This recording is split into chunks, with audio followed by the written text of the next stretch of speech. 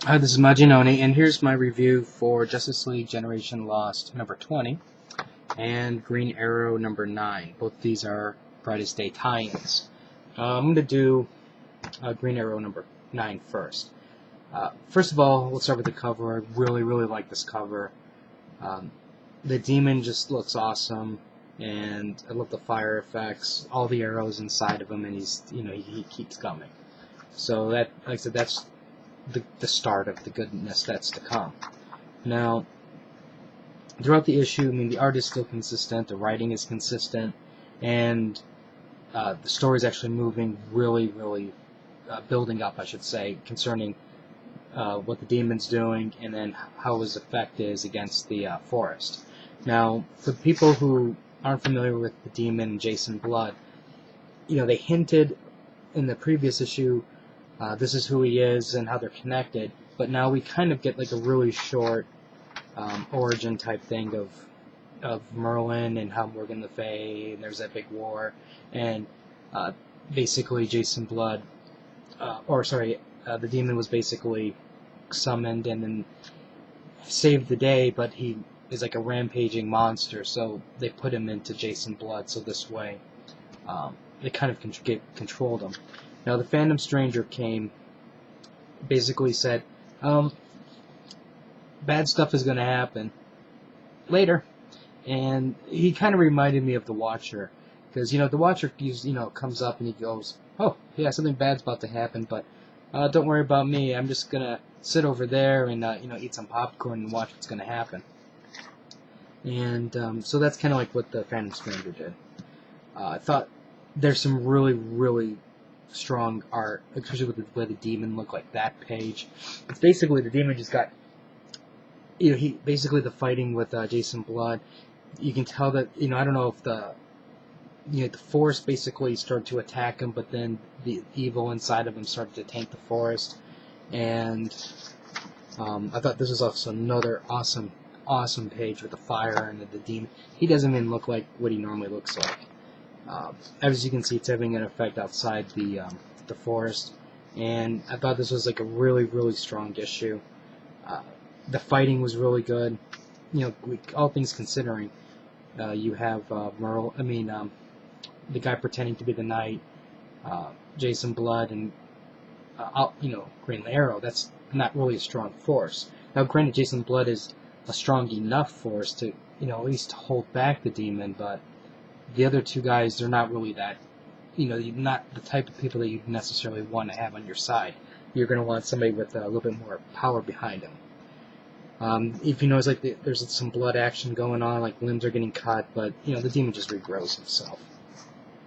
And for tentacle fans out there, there's some tentacles, but unfortunately there's men with tentacles, so you might not enjoy the tentacles that much.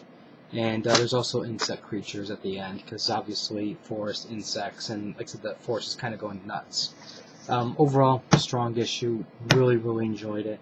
This is really by far one of my favorite Brightest Day tie-ins so far. It's actually these two titles right here. They're my favorite. Just because the stories have been really solid. They've built things up, and actually you can see how things are tying in, at least to their objective. And I'm still trying to figure out why Flash had to be a Brightest Day tie-in. But anyways, let's go to Justice League Generation Lost. Now, this is another really good issue here, because this is giving you Maxwell Lord's background history, his story going back to when he was younger. His father basically committed. People think that he committed suicide, but he was actually involved in some things where there were some powerful people that he was opposing, and most likely it was a murder. So basically, his mother basically grounded the foundation of how, who he is and his strive for power, I guess you can say. Because he, basically I don't want to say he became lusting for power, but, his mom basically said, this is the situation, and, unless you're basically on the other side of the fence, this is what's going to happen to you. You've got to become stronger. And I'm paraphrasing it, just so this way I don't ruin everything, her entire speech for you. Now, basically it keeps going where it advances into time.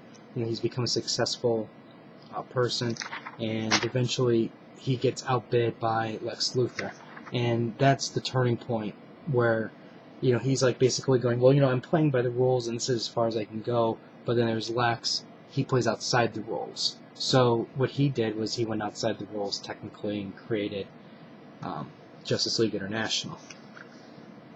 And from there, we get to see Max first using his power on Booster Gold, and basically you can tell this is where things are starting. I don't want to say the downfall of Max, but you can tell things are starting to go back for him from this point on. Now, overall, this is a really, really solid book. I'm really disappointed with so far the outcome of Blue Beetle, because we do get a little bit of hint about what's going on with Blue Beetle at the end.